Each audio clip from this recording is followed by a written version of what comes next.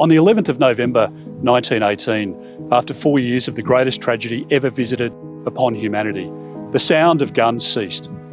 Many had predicted or hoped that the Great War would be the war to end all wars.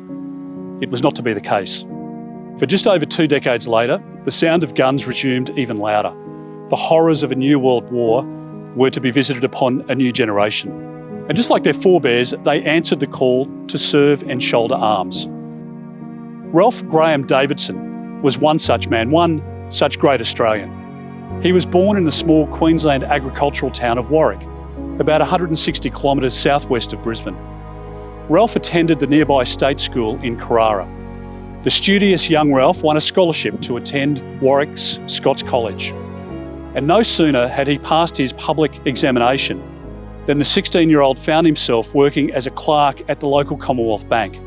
His manager, Mr. Thomas, described Ralph as a lad of splendid character. Splendid he was indeed. For only 5 years later, in 1940, as war engulfed the world, Ralph enlisted in the Australian Imperial Force.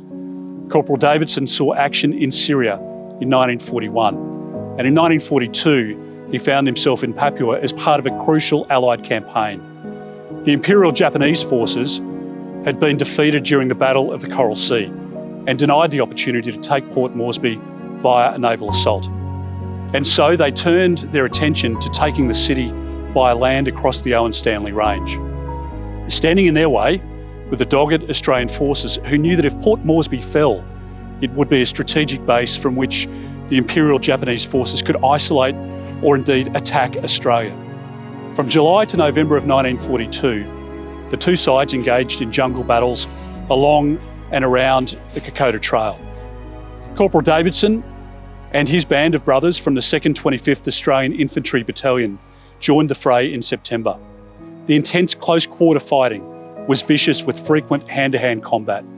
The official histories noted that bush warfare in difficult mountains demand physical endurance and courage of the highest order.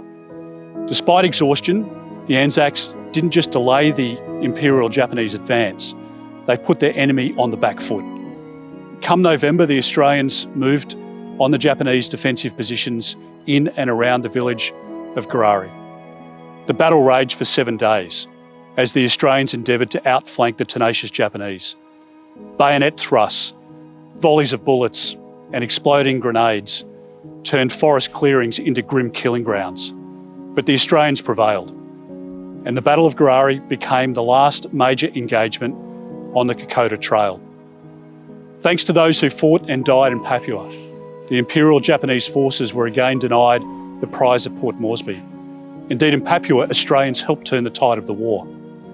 Corporal Ralph Davidson was one such Australian, but the 23-year-old man was not to return home. Among 132 other Australians, he was killed during the Battle of Garari. He fell on the 11th day of the 11th month. He fell on Remembrance Day. In the Warwick Daily News, Ralph's family said that he would be imperishably enshrined in the hearts of those who loved him. On Remembrance Day, may the weight of the collective deeds of all Australians who have served in wars, conflicts and peacekeeping operations throughout our history be imperishably enshrined in our hearts.